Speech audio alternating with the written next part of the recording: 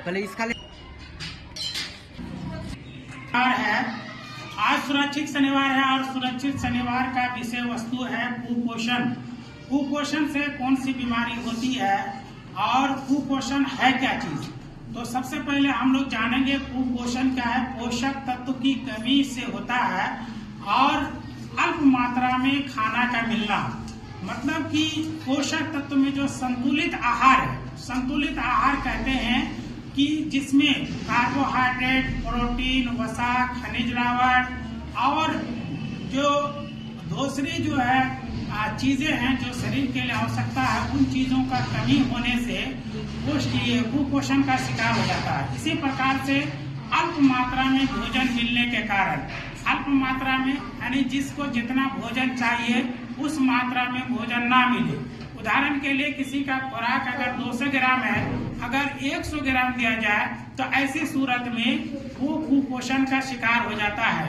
और कुपोषण का जो शिकार होते हैं वो हर एतबार से क्या होता है, कमजोर हो जाते हैं, वो किसी काम के नहीं रहते हैं। तो खाना जो हमारा बनना चाहिए वो देखिए, खाने के हमारा जो प्लेट जो सजना चाहिए वो इस तरीके से सजना चाहिए जैसा इस प्लेट में देख रहे हैं कि इस प्लेट में तरह तरह की चीजें हैं।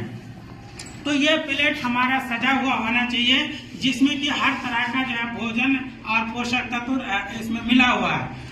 और इसीलिए सरकार के गाइडलाइन के अनुसार जो मेनू बनाया जाता है, तो सप्ताह में जो हर दिन अलग अलग चीजों को खाने का आदेश है वो इसी कारण से है ताकि हर तरह का प्रोटीन, हर तरह के विटामिन और हर तरह के खनिज लवण हमको क्या है प्राप्त हो सके।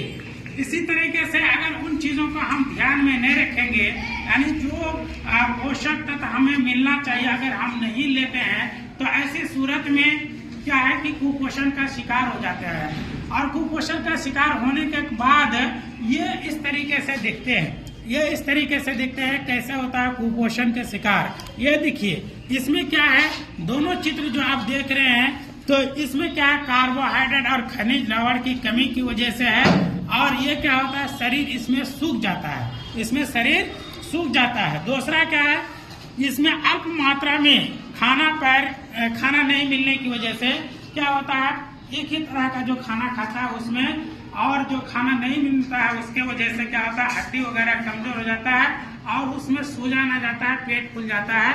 तो ये उसके जो मुख्य लक्षण है कुपोषण के जो दिखाई देता है। तो हमें क्या है कि हर तरह के प्रोटीन और हर तरह के भोजन लेना चाहिए, क्योंकि अलग अलग पदार्थ में अलग अलग तरह की चीजें पाई जाती है।